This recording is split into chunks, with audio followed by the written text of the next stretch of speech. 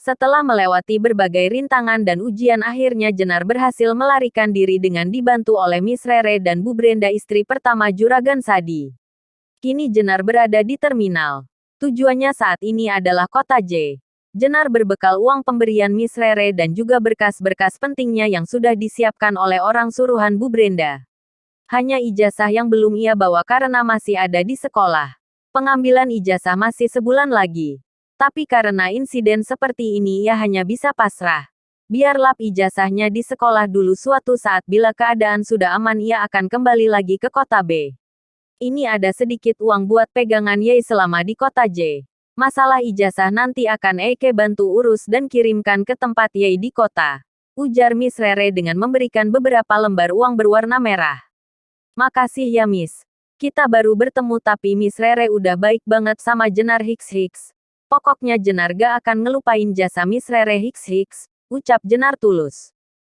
Cukup Ye jaga diri baik-baik. Suatu saat kita pasti akan ketemu lagi dan Ye harus sudah bisa berdiri di atas kaki Ye sendiri. Siap Miss. Sekali lagi terima kasih. Dan sampaikan juga terima kasihku kepada Bu Brenda.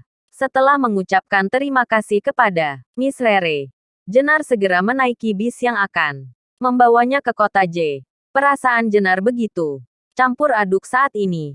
Antara senang karena terbebas dari ibu tiri dan kedua saudaranya, juga terbebas dari pernikahan paksa dengan seorang kakek tua beristri 4.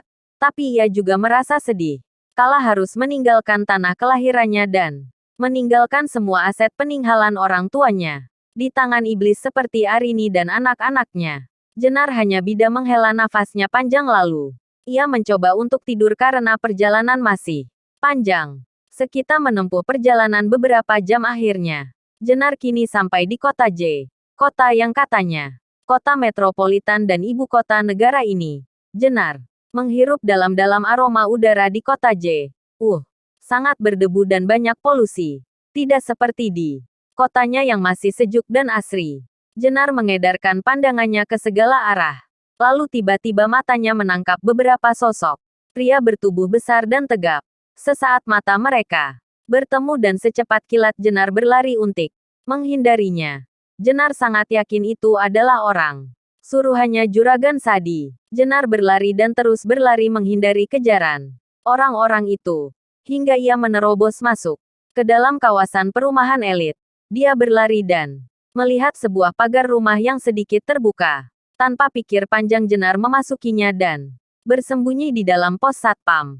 Entah kemana perginya satpam itu hingga teledor meninggalkan pos kosong dengan pintu gerbang tidak terkunci. Jenar dapat melihat beberapa orang yang mengejarnya tadi berhenti di depan pagar itu dengan nafas yang terengah-engah seperti dirinya. Sial, kita kehilangan jejaknya lagi kan, kata Sia. Kesal. Terus gimana nih? Itu ada 2-3 jalan. Lurus kanan dan kiri. Dia gak mungkin lurus karena pasti kalau lurus dia kelihatan oleh kita. Bener. Ya udah gini aja. Kalian berdua ke kiri. Aku sama dia ke kanan. Akhirnya keempat orang itu berpencar menjadi 2. Bagian yang satu ke kanan dan yang satu kaki ke kiri. Untuk sesaat Jenar bisa bernafas lega karena beberapa orang yang mengejarnya kini telah pergi. Namun tiba-tiba jantungnya kembali berdetak kencang tatkala ia dikejutkan oleh suara seseorang.